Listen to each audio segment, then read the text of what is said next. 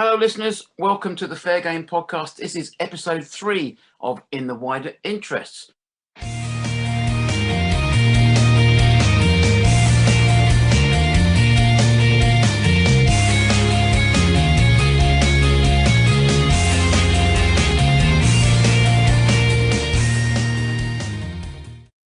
My name's Kevin Borras, and today I've been joined by 3 directors of Fair Game. And we're also talking about, obviously, not just Fair Game, but we're talking about the clubs that they've been involved with. We'll be talking about what are the responsibilities of the directors. What do they do? What do they not do? Some clubs, some fans get very, very het up about directors, sack the board, all that kind of stuff after you've lost 2 games. Does that affect a director? Where does the sustainability impact come from? All that kind of stuff. We're going to be talking about the next hour. We'll also have a bit of fun. We're going to be asking our guests for their favourite anecdotes. Probably can't mention names in that. I have a really, really good one. I want to bring that up as well, and which I've actually mentioned this on a previous podcast, but I was told not to. So I shall mention my favourite anecdote about football and about football directors and a finance issue without mentioning the names of the teams. And it wasn't Leeds or Derby. Okay, I can't tell you that. So I shan't be mentioning that. So our guests today, we have Natalie Atkinson. Hi, Natalie. Morning, how are you? Well, I'm good, thank you. So Natalie is a former director of Oldham Athletic and Southport and Curzon Ashton. And so we'll be talking about all kinds of interesting events that have happened in those times. Now, as an AFC Wimbledon supporter, and most people realise where this comes from, one of my favourite memories of any football was 2016 FA Cup second round. We played Curzon Ashton away. We were 3-0 down with 8 minutes to go. Didn't realise at that point that Natalie's brother was playing for Curzon Ashton. Wimbledon came back to win 4-3 with 4 goals in the last 8 minutes. Extraordinary. The only time in my 43 years as a football fan I felt sorry for the opposition. But we will bring that up. Natalie, thank you for your time. We're also joined by Julian Jenkins. Julian is a sports entrepreneur, former director at Cardiff, former director at Servette in Switzerland. So Julian, thank you very much indeed for joining us as well. How are you? Very well, it's a pleasure. Glad to be here. Great. And of course, Natalie and Julian are both directors of Fair Game. And we're also joined by the founder of Fair Game, Niall Couper. Morning, Niall. Morning, Kevin. How are you? Everything is good, thank you. So Niall and I, both AFC Wimbledon fans, we recorded this just after our first proper home game in 30 years on Saturday. So still coming down from the emotion of all that. Tears were shared with Niall. I presume you're quite an emotional man. There was a lot of goose pimples going on and stuff like that. So there was a particular moment where I was sitting next to it, and we all did have goose pimples, and we were all kind of showing our arms with our hairs, actually all standing up. So it was properly emotional, very emotional moment. So I said I went to Plough Lane for 30 years. I left Plough Lane the last time, May 1991, after 3-0 defeat to Crystal Palace, age 22, and I've come back age 53. It's like a episode of a sort of a bizarre TV show where 30 years later you come back and the same people are there. I haven't seen some of these people. I don't know whether they didn't go to Selhurst Park or didn't go to Kingsmeadow. It's extraordinary, extraordinary weekend anyway. So thank you all for your time, of course. Now, I've got a really basic question here. I've actually asked some friends of mine, if you were talking to directors of football clubs, what would you like to ask them? And the first question that came up, I'm going to ask this to Natalie first, that's all right. It's a really simple question, but it's a good one. What do directors of football clubs actually do for the club? And that wasn't meant as an insulting question, because some people just don't know.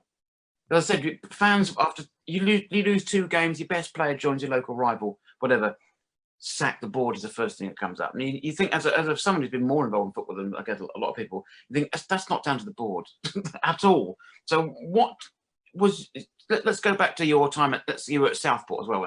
Let's talk about Southport. What was your role at Southport? What did you do on a daily basis for that club?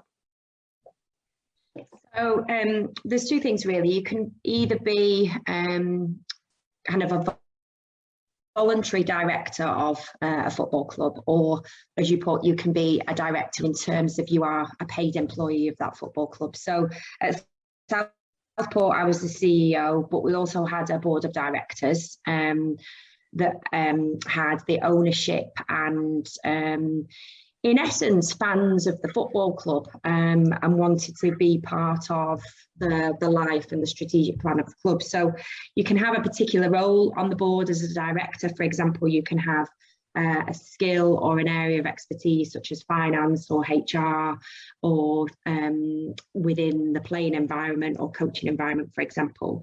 But as a CEO of the football club, it is your responsibility, I guess, to work with the board to deliver the strategic plan of the football club, whatever that might be.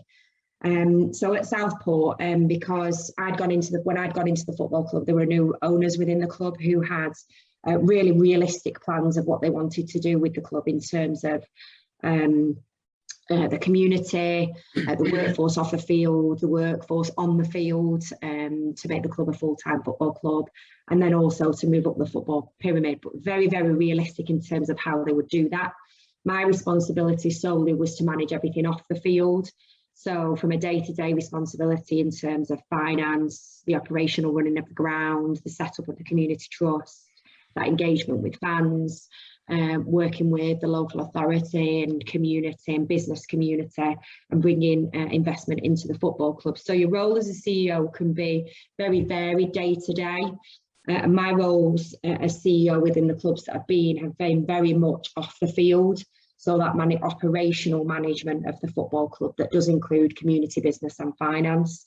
And then within the football club, the board of directors will then either meet however much they meet, whether it be sometimes weekly, sometimes monthly, sometimes quarterly, can then be to discuss all the things that you're doing off the field and how that impacts on the field.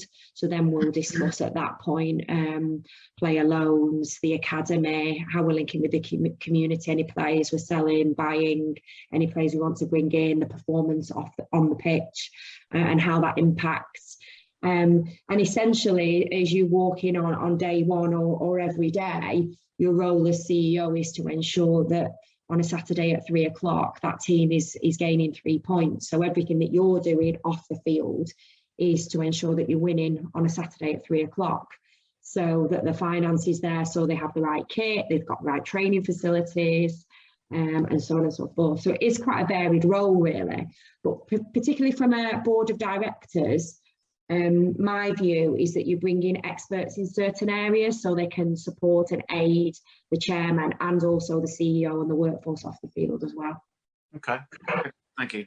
So Julian, when you've been, let's take, if we can, talk the example of when you were in Swiss football with Servette. Was that a similar story for you? Is that the same responsibility you have in a different country? I think it's a very interesting question, and I suppose there's two facets to it. Is what do directors do, or the bigger question is what should they do? And that's a little bit to do with what we're trying to do at Fair Game, to be honest, is to try and get that consistency of what that practice should look like. And I'm currently sat in and work with a company up here, and I'm sat in the boardroom, and they're based in Bury. So I'm pretty sure a lot of Bury fans would like to ask that question of their previous directors, because the answers may be very varied and very different. They probably wouldn't get an answer is the answer. But, you know, for me, I think the way in which I try to look at it, and that's the question, what do I do as a director, or what do directors do in general, is I actually see myself as a custodian of an institution. That I have a responsibility to ensure that when I leave it in a better position than when I found it. And to do that, I need to call upon all of my skills that I've learned through my journey to try and ensure that every decision that I make is in the best long-term interest of the football club. Now, that can be strewn or construed in any way you want to, but I think as a director of a football club, we need to ensure that we take as much as we can the emotional aspects out of decision making. And I think that's one of the lines that, you know, is different from a fan to somebody who's working on the board, because if you took the same mindset as we said, you know, we'd have 15 managers a season, we'd have 32 centre forwards, we'd have all of these things, and the idea is to be, you know, is to ensure that you keep a sensible continuity through it all. One of the things that I would say is that, you know, for me, the one thing I learned very quickly when I became chief executive of Servette Football Club when you are 1-0 down with 88 minutes gone at home and 7,000 people are saying, you know, what are you doing, Jenkins? You know, there's that moment. And then in the 89th minute, you equalise, and they sort of say, well, and then I look to the stars on the last corner in the 93rd minute, say, come on, Dad, give us a hand. And we score a winner, and it goes from you being, you know, the pariah and everything else into, do you want a pint, mate? You're the best thing since sliced bread. And that's in a 4-minute period. So, you know, for me, I think you have to, as a director of the football club, bring all of your knowledge and skills that you can to ensure that what you're doing benefits the long-term parts of the game, not just, you know, individual minute by minute. And as I said, you quickly learn in football. If I don't know how many was at Wimbledon on Saturday, or how many were at Servette, you know, if there's 6,000 people in the stadium, I categorically tell you now that 6,000 of those people think they can do a better job than you can. And that's a CEO, or if you're the first team manager, they can do a better job than the first team manager. The reality is they always make their decisions after the game, not before it. And we can all pick a team because we never have to make those choices. So, and we do that on a day-to-day basis. So, you know, for me, very simply, what should a director be doing? Acting in the best long-term interest of the football club and understanding you know, their institutional responsibility to the club at large. Yeah, excellent. Thank you. That's a great answer. So the other question I was given by, I did actually ask quite a few people. I got 2 questions back. Again, maybe that says a lot about my friends. But the question was, this is a really good question. So how does a football director measure success? Is it your standing in the community as an asset to that community, or is it your position in a certain league or division, or, as I would suspect, it's a balance of both? And how do you make that balance? I'll start with Julian, as you spoke just now. I think, yeah, I think like all of these things as a director, the decision-making process, and I think this is where a lot of clubs get a little bit confused. And we have to remember, as a director of a football club, you have an owner. And generally the culture, the environment, everything to do with the club is based upon the values and vision of the owner. So although you may have some input or influence, ultimately you're not the final decision maker, and the owner's going to make that decision. And I think what's important, if anyone's listening to this who wants to come into football because they want to do as a career, my first advice to you is don't pick a club, pick an owner. Because I think it's important that the owner you pick shares the same value system as what you do, because then you can be able to influence and work on that basis. How do you quantify success? Well, for me, it's quite simple. And this is where football sort of ambition bites the nails of success, is that whatever football club you are, you can only be as good as you can be. Because you can't be as good as Manchester United, because they're taken, they're already gone. And you can only be as good as you can be. So from that point of view, if whatever club you are at, you need to understand that we can only take this as far as we can possibly take it. I remember many, many years ago, listening to 5 Live, coming back from a football game with Cardiff, and the Charlton Athletic fans were on 505, going absolutely bonkers and get rid of Kirbishley and sack the board, because it didn't look as if they were going to finish 7th in the Premier League at the time. And for me, I think there needs to be that realization from fans as well, that if you gave any Charlton fan at the moment 7th in the Premier League, I can categorically tell you every single one of them would bite the hand that you're giving it to them. So success, you have to be realistic. My mum used to say to me, make sure your eyes aren't bigger than your belly.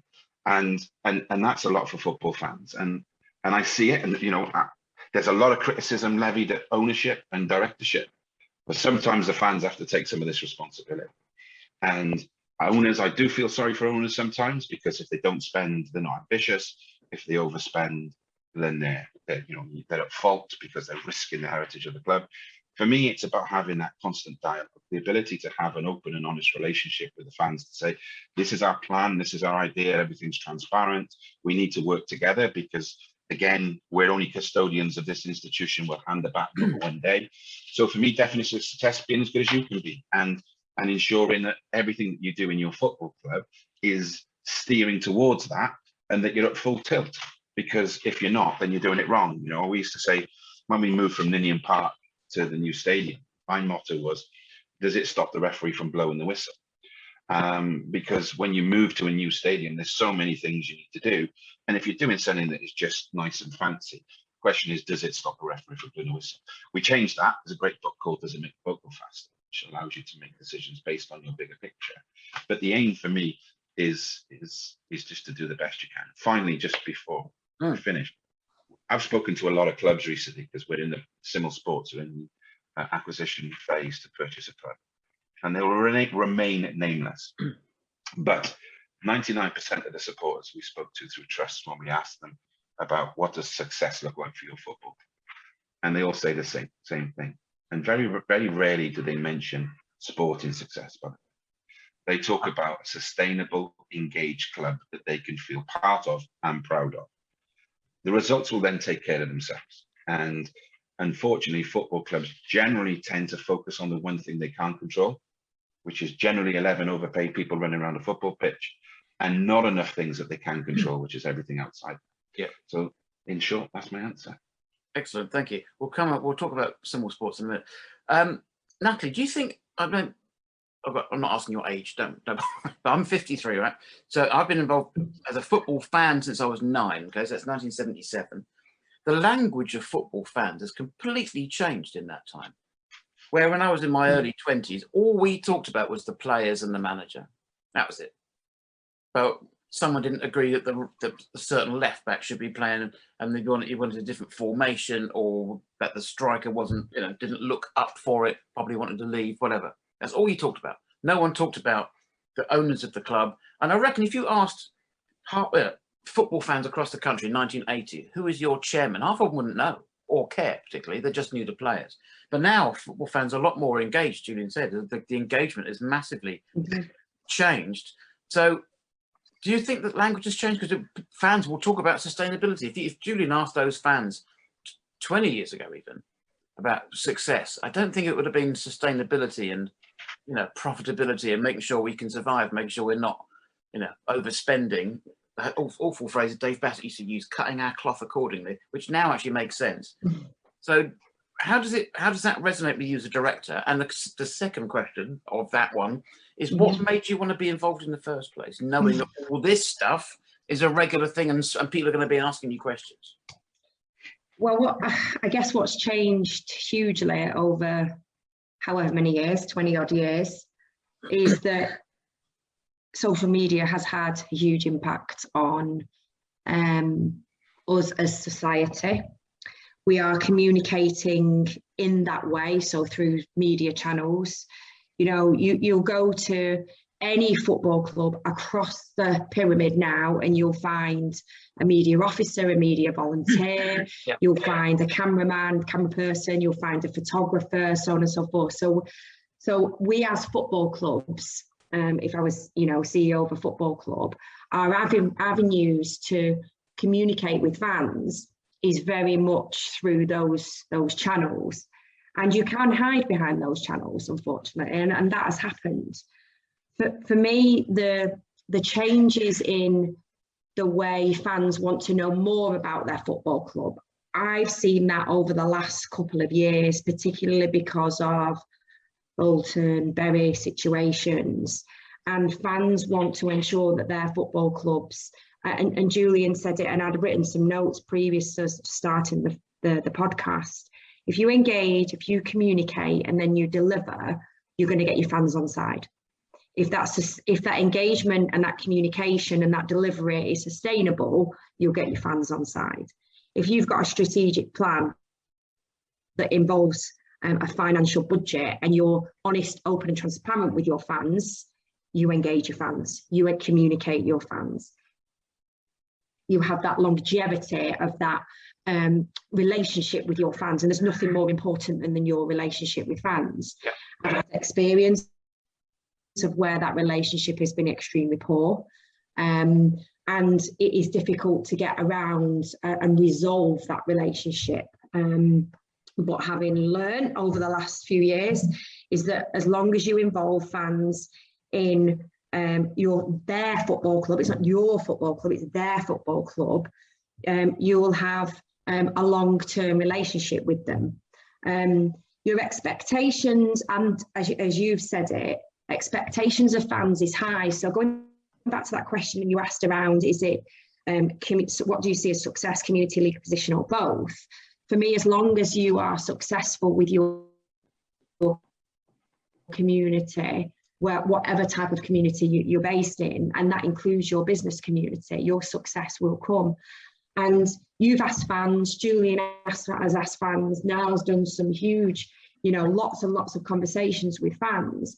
What fans want to see is that they have a club that they can go to on a Saturday or a Tuesday, that they get great food, that their ticket pricing is great, that they've got a great seat, that it's covered, that the stadium is not falling down, and they watch exciting football, and they can go with their mates or their family or so on and so forth, and they can go away, win, lose or draw on Saturday, but they've had a great experience, and that they know that their football club is being run, managed, that custodianship, that consistency is there for their team, and their league position doesn't really matter. Yes, everybody wants to win. Yes, everybody would like to get from National League to League Two up the pyramid.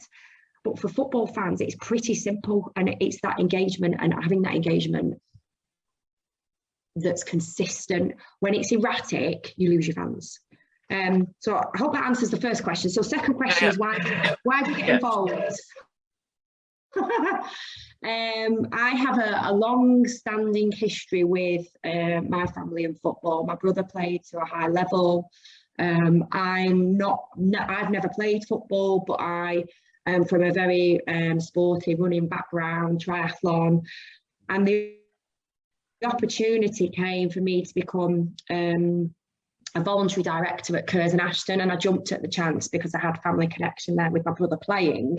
And then one thing led to another, and before I knew it, I'd left my job where I was a sports consultant and became the CEO of a football club. And everything that I learn at Curzon, I will take to next positions, because Curzon for me is one of the most sustainable, well-run, community-led football clubs. They just happen to have a National League North side, but their community work and their business and events organisation side of the football club underpins their National League North side. And financially, how they're run, their strategic plan, they're not run to day anymore. That's probably one of the most sustainable football clubs within a community that I know.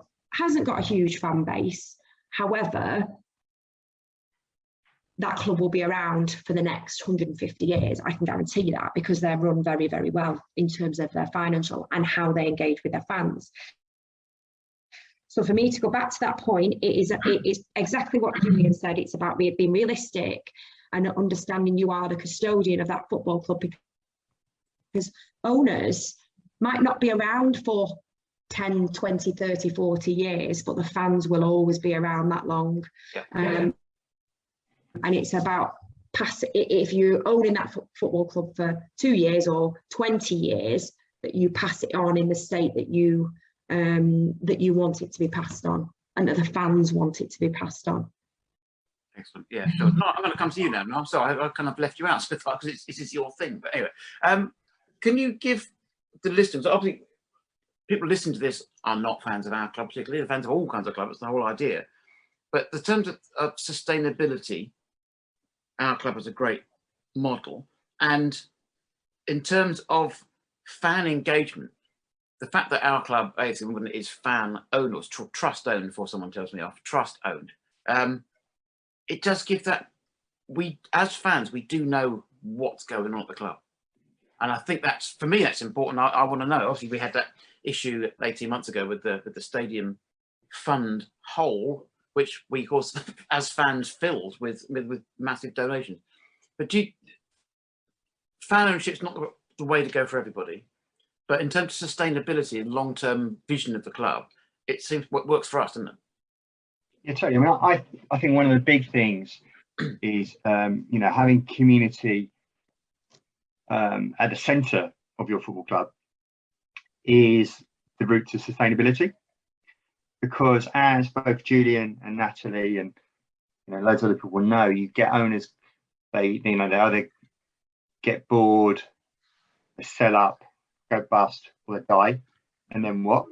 And the reality is, your club survives if it is intricately part of your community. You know, that's the bit that really gets it, you know, the kind of the tentacles that spread out, the kind of fact that people, you know, we talk a lot of fair game now, and Julian worded it brilliantly. You know, you want a person to walk down the street proud in the shirt they've got on. And that doesn't just mean in the results on a Saturday. It means everything they're doing in their community, everything that that club stands for, everything that that club is trying to do. And the fact that it means something much more than just, you know, victory. I think one of the things we're leading towards, and Julian mentioned this as well, is, you know, it's the caliber of fans. If you get high caliber fans, which are people who actually care about what the club stands for, care about what it means, you know, the fact that those are the kind of people that will talk to their kids and their grandkids about what it means to be, in my case, a Wimbledon fan. Yeah. That makes a big difference. Those are the people that are going to be there for the long haul. Those are the people that are going to make sure that that club is sustainable. When there's times of crisis, they will be there.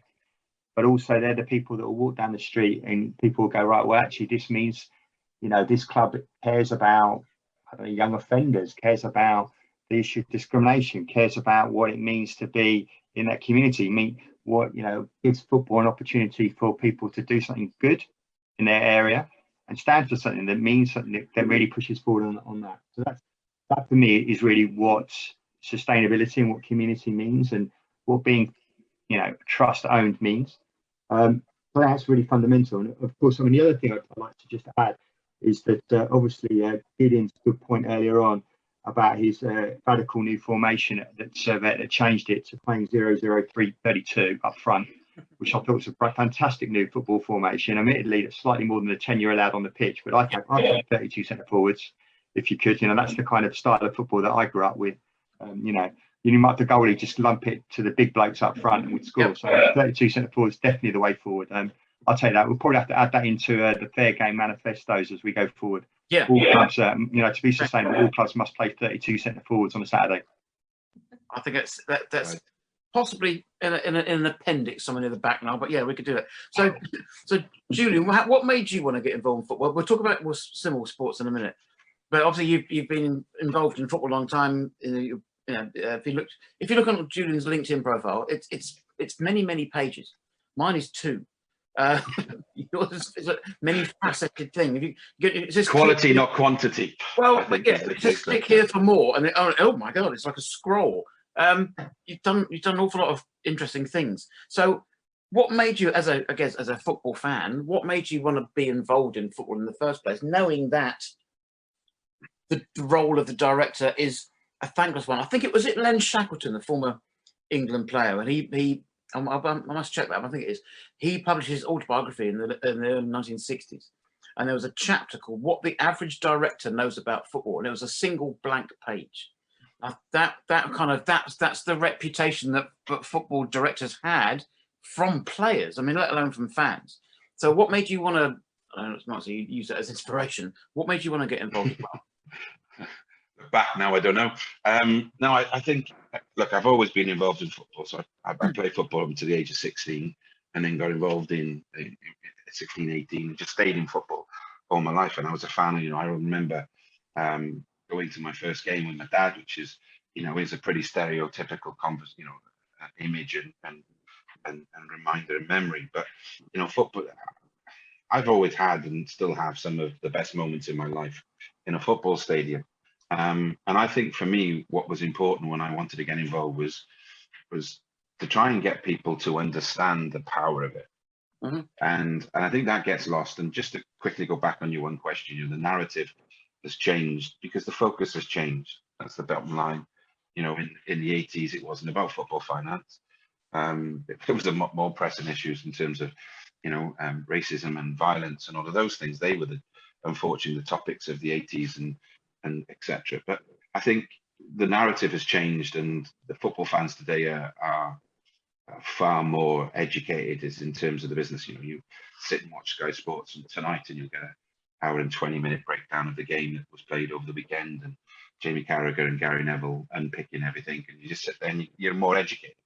And obviously I think, you know, football, unfortunately for me, sometimes has moved from the back page to the middle pages, and unfortunately from the back page to the front pages. Mm-hmm. And football doesn't belong on the front page or the middle pages. It belongs firmly in the back page. So the reason I wanted to get involved was the role it plays to enrich people's lives and the power it has to do good. And why did I leave football? And I left football because I was sick to death of just seeing the game the wrong way around and not having the ability I felt and running out the energy to change that, to get it back. And it's only recently in the last 6 to 8 months that I've sort of rekindled that fire back in my belly. So I hopefully went in it for the right reasons, to try and understand the importance and create memories, because me and my dad had some amazing memories. I've got some amazing memories with my daughter, with my wife, in football. But I think the game's lost itself, if I'm being honest, in large sections. I think, and that's big controversially, I think that's front to back. I think the game's lost itself from an ownership point of view, from a management point of view, from a fan's point of view. I think everybody needs to sit back and really have a look at it. So I got involved in it because I thought it had a great opportunity to make a difference in people's lives and enrich people's lives. And I got out of it because I felt it couldn't. And I'm not somebody who can, if I work within a football club, I'm in it because I want to try and make a difference. And when that stops happening, then I'll stop going to the cash point. So, for me, that was important. And I've unfortunately, I've been back in football for 6 to 8 months, and I've been a lot of places. And my only surprise is I'm still surprised. Right. There we go, Niall. There's your T-shirt. The next Fair Game T-shirt campaign that's what it is. So I'm looking at it as obviously a fan of a League One club that's owned by fans. Looking at the conversations over the last couple of weeks about Messi going to PSG and Barcelona obviously requesting that he took a 50% pay cut, which he accepted, and then La Liga saying, no, it's still not enough. £400,000 a week, you can't afford that. Gerard Piqué just apparently took a massive pay cut to stay at Barcelona to make sure other players can sign. Okay, so let's be fair. Gerard Piqué has an awful lot of money, and he's married to Shakira, who has even more money than him. It's not a huge thing, but as a gesture, it's a good thing to do for a player to say, okay, pay me the wage of the lowest paid player, and I will continue to play. Great, well done to him for that gesture. Messi crying, saying, "Oh, I wanted to stay at Barcelona." Players shouldn't have to be paid peanuts or asked to pay for free. But the fact that he was crying that he couldn't play for Barcelona anymore, they couldn't afford to keep him. He goes to Paris Saint-Germain, where supposedly his basic salary is 1.1 million euros a week. Is that where Junior's saying where football's got an issue? Is that kind of thing? We're talking about Curzon Ashton and Newport and Cardiff and Wimbledon, and those figures are just ridiculous. But it's the same thing where players leave our club to go to another team in the same division, earning vast amounts more money. So fair game on the pitch isn't really what we're looking at. But often I think it's extraordinary. The difference in what we're talking about in figures is just ridiculous. But I think the thing is, Kevin, I think, again, we've got a lot. I can only tell you what I believe because it's what I believe. But I don't think you can ever have a go at a footballer concerning the contract that he signed or the contract he's turned down or whatever. Because at the end of the day, for me, it's always the person that puts the contract in front of the player. Mm-hmm. Yeah. Because as a human being and if you've got £10 or £15 or £100 or £100 million, your responsibility in the main is to your family and everybody else to do the best you can because they're your institution. So if somebody offers Messi £450,000 to stay and somebody over there offers him 1.1 million, then Messi's within his right to do whatever he wants. The issue isn't Messi crying or bleeding or having too much money or what. That's immaterial. At the end of the day, for me, this is where the game is broke.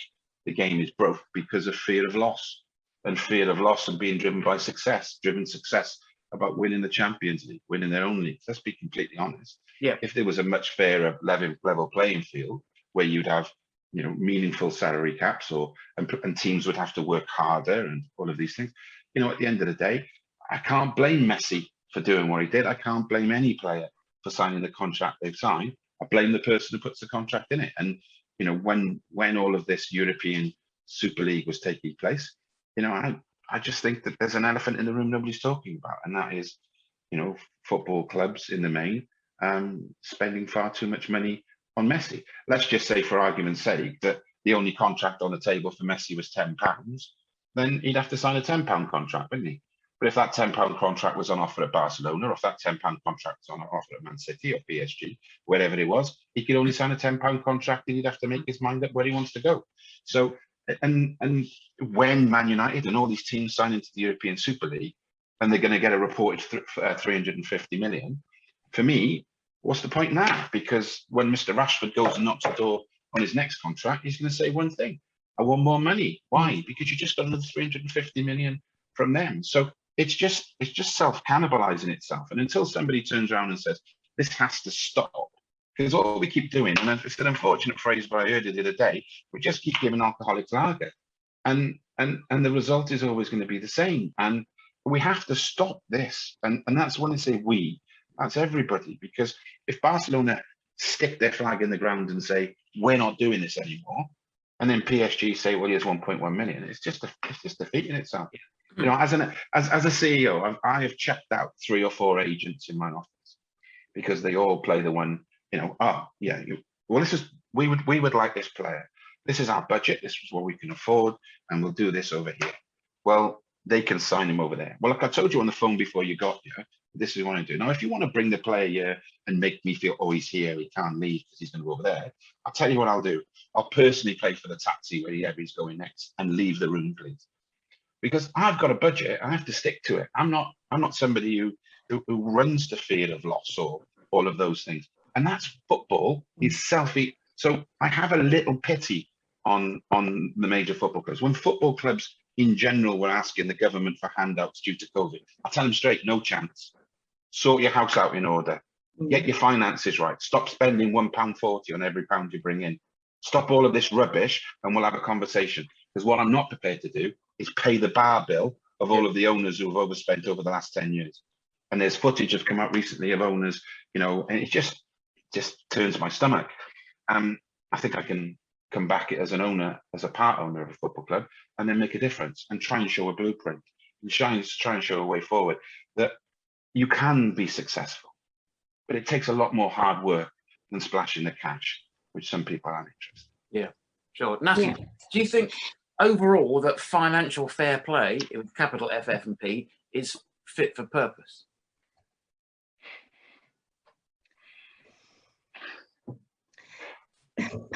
Yeah, yes and no. I just wanted to pick up on that point that Julian made in terms of a blueprint. And if you have a plan, and we keep going back to this being realistic, and this comes on to the question around financial fair play, where you have, and there have been a number of football clubs that have gone from League Two to League One last season and the season previous, that you would think would never be able to make that jump from League Two to League One, because their budgets have been that lower end of League Two, probably top end of National League. But what they have built is a realistic financial plan to go from division to division, and that they know their place is League Two or League One, and their blueprint, their plan was to get into League One. And they've done that over a period of time. And I know we're not here to talk about kind of on the field, but where you build that spine, where you build a team around that spine over a number of years. I've seen another football club in the Northwest who have done that very, very well over the last few years, and just missed out on going up, lost in the playoffs from National League to League Two, but have built a realistic financial plan and a spine and a team that they believe can play, and I believe, and I think everybody does believe, that they can play in League Two. This particular football club that went from 2 to 1 in the last season had a realistic plan, and they had a realistic financial plan, well within the rules and the laws of financial fair play, and they're a sustainable football club that have gone up, and I believe they'll stay in League One. And they're not overspending, they're not throwing, the kitchen sink at it. This is our budget, this is what we believe we can we can afford and we can stay within League One with this budget. Where you've got that and where you've got your off the field and your board of directors putting in that blueprint and staying within the rules of financial fair play, that's where the football club becomes sustainable, and that's where it will remain in League One. Yeah. Where you've got the kitchen sink being thrown at it, it doesn't work. And where then you start to, you know, throw money at agents, where you start to throw money at players and say giving them 1-year contracts, where you're not giving potentially 2-year contracts, and I have my own views on that, and you're throwing money at that, it doesn't work. You've got to have this realistic set budget plan, and you have to stay within the laws of financial fair play, whatever division you're in, from 2 to 1 to the Championship. And that's where you will get your sustainable football club. And that's where realistically you can move up the division, if that's your plan to do that. There are clubs that in League One who are, let's take, I don't know, let's take Accrington, for example. Haven't come out of League One for a number of seasons. They're run extremely well. They have you know, a really open, transparent owner and CEO who are incredible at what they do and are realistic in terms of the budget they have and the monies that they can bring in. Accrington's not a huge town, but they've got a really loyal fan base who will stick with that football club for however many years and are run extremely well. And when you've got a club like that, who you never thought would be, you know, in League One, years ago, I now firmly believe they are a League One football club because of how they are run, both from a community to a business to a financial way that football club is run. So you can, for me, financial fair play does need looking at, and obviously we're through fair game, and that is one of the reasons that I really wanted to get involved with fair game, is because of that equitable distribution of finances across the divisions and including the Women's Super League. Play we've looked at in a huge detail in terms of what we believe that should look like. Sure, excellent. I think I mentioned this in the last episode, but one of the things, the beauties of English football is the fact that Sunderland versus Sheffield Wednesday is a fixture in the same division as Morecambe versus Accrington. That's great, isn't it?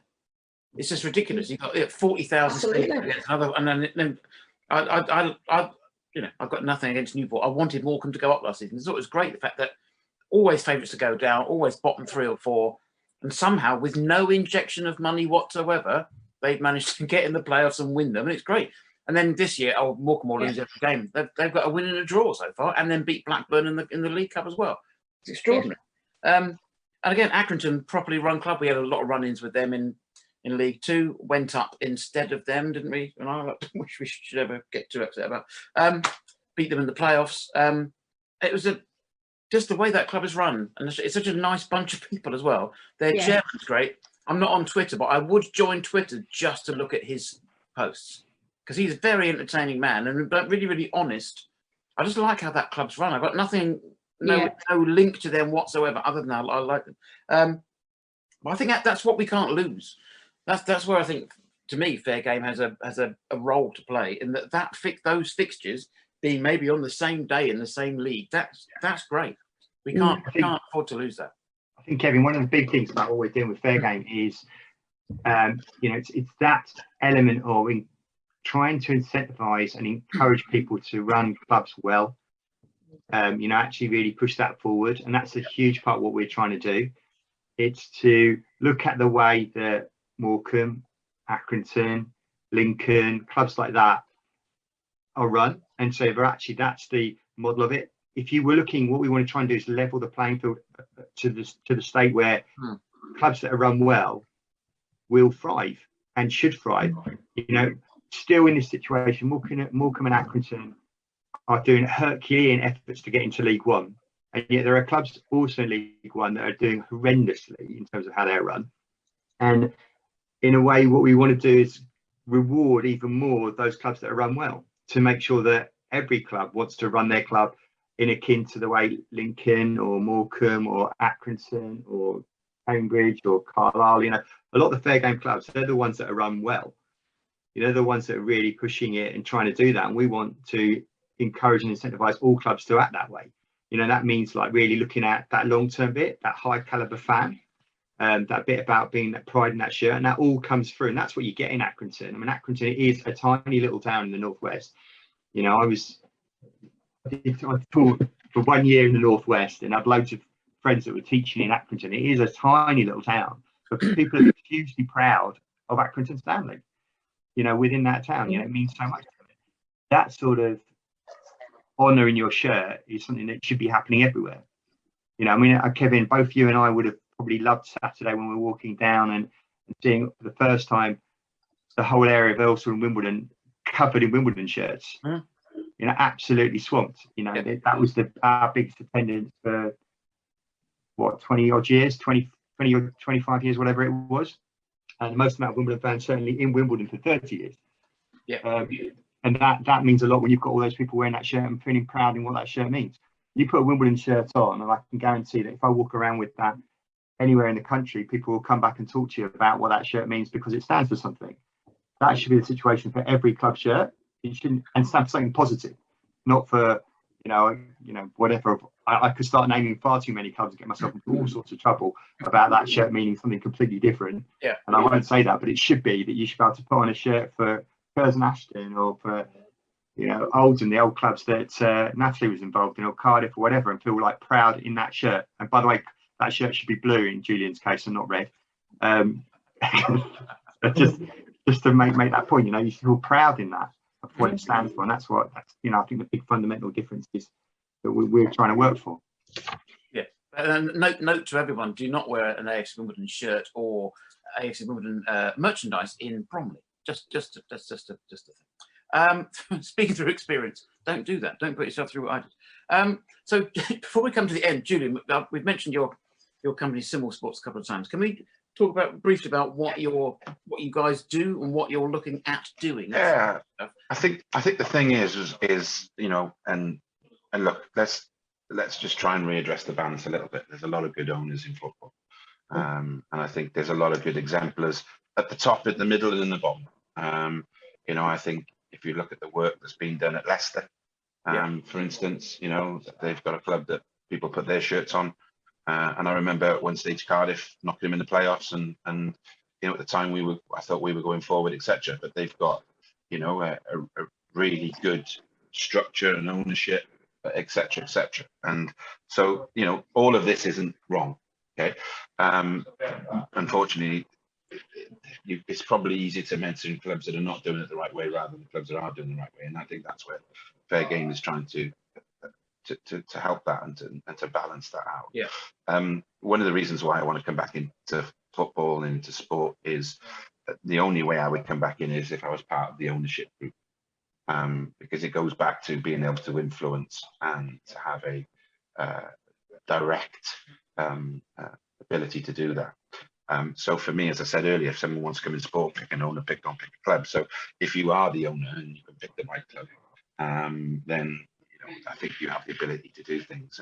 And for me, what's important, and it may be a little bit evangelical, is the ability to enrich people's lives in the community in that area and make a difference to people's lives through the power of what football is. And, you know, I know we're running out of time, but, you know, for me, some of the community outreach stuff we did at Cardiff was incredible. And when you actually work with communities and you work with local councils and you work with those, you know, there was a huge problem in the Rhondda Valley, which, you know, unfortunately coal left and a lot of drugs came in.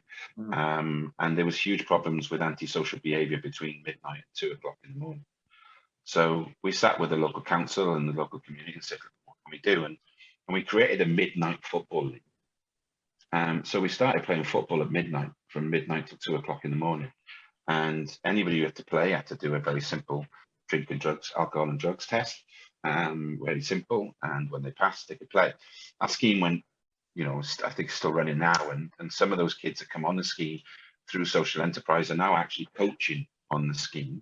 Wow. And it reduced antisocial behaviour in the area by 32%. So when you think about football clubs and the ability they have to do that, and then you actually go out in a meaningful way. So unfortunately, I think I was one of the key people in 2002 that come up with the word fan engagement. And I sort of don't like it anymore. And the reason why, it's just used as a tick box exercise or something on a document that people say, oh, we do that. You don't do it. Let's be completely honest. I think it needs to be changed now. I think it needs to be changed to stakeholder engagement. Because wherever you live in and around the club that is representative of you, even if you don't know it represents you, it does represent you, that you are a stakeholder. And that stakeholder outreach program needs to get everyone to buy into the fact of not just what you do at 3 o'clock on a Saturday, but what you do every day to make their lives and the people in the area that you represent better. So Simul Sports was created on the back of the ability to be able to go make a difference to communities, and through the power of football. Let's not, let's not be too evangelical. There's a business aspect to it, and all we want to be able to do is create a balance sheet that is worth something, and that balance sheet is worth something. And then if it's worth something, then your football club's worth something. And if your football club's worth something, then we've all moved in the right direction. Yeah. But I think that if you football's very different from top to bottom, and the big six really have gone, haven't they? Let's be honest. And not to down cry any of the Man United fans that might be listening to this, but we want the Glaziers out. Great. What next? Who are you going to find to put £3 billion into a business that then they're not going to run as a business? Yep. Who are you going to find that? Because I don't see any Man United fans being able the ability to do that, or whatever. So I think we've got to be realistic in terms of what we're doing. But from my perspective, I just want Simul Sports to come in. Hopefully, we're 90% down the way with ownership of the club, that we can take over, that we can create a blueprint for, that we can show like other clubs there's a right way of doing this thing. You can get results on the pitch, but you can also get massive results off it. Yep. And I think when you combine the two, then you have a compelling story that resonates locally, that then is compounded nationally and internationally. And then, you have the ability to be as good as, going back to it, being as good as we can be. And whatever that is, well, that will be. Excellent. Thank you. Now we're going to come to the end of our time. It's been intense, it's been interesting, quite serious. We want to end on a slightly lighter note. So I have a question for both of you. I'll start with Natalie. You'd probably best not to name names, but I'm entirely up to you. What is your favourite directorial anecdote of your time in football? Something that will just make people go, oh my God. I love those kind of stories anyway. But do you have one that you can actually say without making it obvious who you're talking about? Unless you can name them. Do I? If not, then think of one. No, I do. Go on.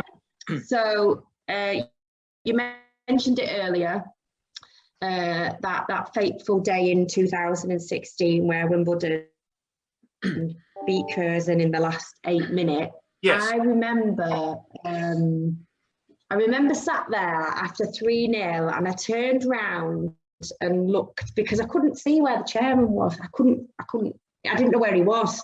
And always at a game, I ensured Harry, the chairman, made sure he was, he'd got his seat and he was sat down, or he'd got his cup of tea or whatever. And Harry won't mind me telling you this. He's an elderly gentleman, so I always make sure he was okay. And I remember looking for him, thinking, where is he? We're winning 3-0. This is just, oh my goodness, I can't believe this is quite happening. And I remember turning to him and seeing him, and I said, are you okay? He went, I remember him turning to me going, it won't last this. 8 minutes will not last. And I said, we're winning, we're 3-0, we've done it, we're through to the next round. We're going to get Man City next round. I know it's going to happen. And he just turned to me and went, Natalie, it will not happen. And then when those goals went in, he turned and he went, what did I tell you? This is why we love football. And I was just like, oh my goodness. So I'll never forget when he said that to me. But honestly, my best day in football always will be my favourite memory. Nice. Thank you. Julian, have you got one? I'm guessing you have.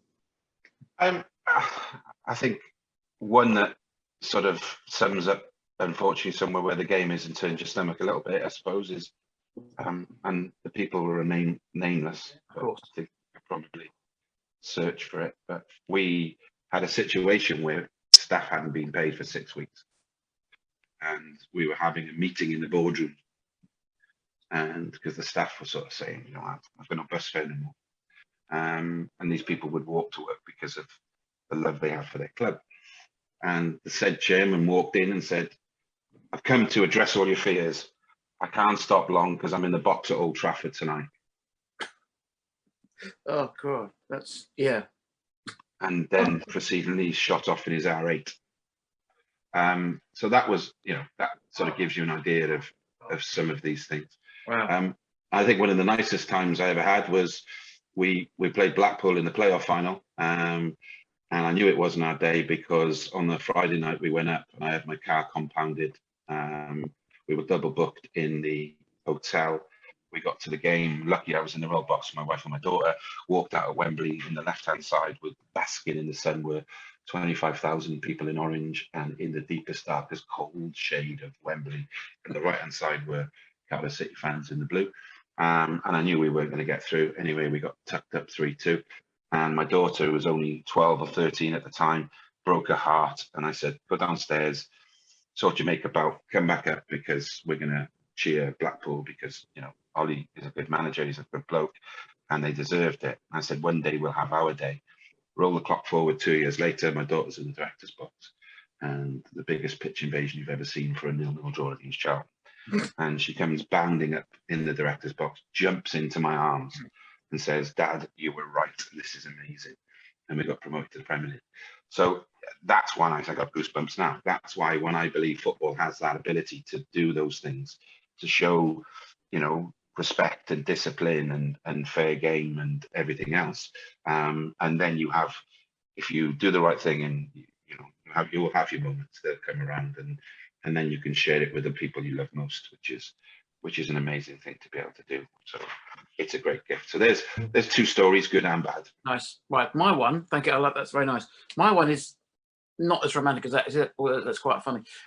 So, Carst, this is about 20 years ago. A player who was playing for at that point, bottom half Premier League team.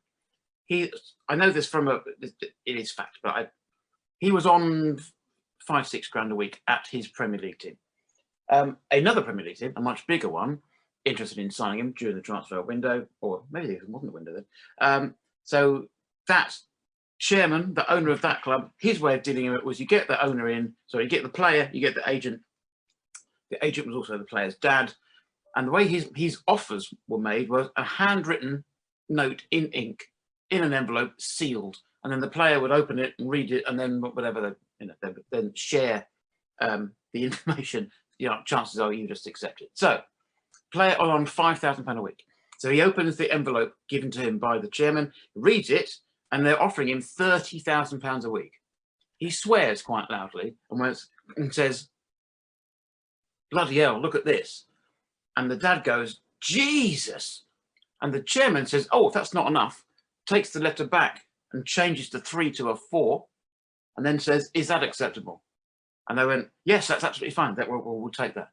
So he got a £10,000 a week pay rise purely by feigning shock at the amount of money he was being paid. I just think that was those days, maybe those days are still around, but those days of just splashing cash around, I think are probably gone in most clubs. But I love that story. And I had it confirmed by people I know that work for both clubs that did actually happen. I love it. I think what's interesting, Kevin, is your story, my story one, and your story might have involved the same character, which is even funnier. Oh yes, I think it would be right. I hadn't thought of that. Yes, yes, that is the that could well be. Without naming names, everyone. If you're not making the connection, don't make the connection. Don't think of the connection. But yeah, I think you're right. Excellent. So, Niall, have you got one? You've been involved in football a long time. What's your favourite? I am so just wanting to know what sort of stuff. There's loads of stuff I can't say because I used to be a reporter on The Independent, and we were told loads of gossip stuff that I'm not even allowed to go anywhere near because none of it ever got proved. Yes. We had at The Independent, we had a little book of stories we knew about, anecdotes that we were always wanting to find out where they could get proved, and they were all sitting there, so we often used to gossip about them. We all knew they were true, but we weren't allowed to say any of them. So that just gives you a kind of like nice little tantalising bit about, you know, when I'm perhaps very drunk in a pub, I might spill more. Not that I would do that anyway, by the way. No, of course not. No, so I suppose my anecdotes are a couple. There's obviously the one of the Goose Pimples just at Saturday's game.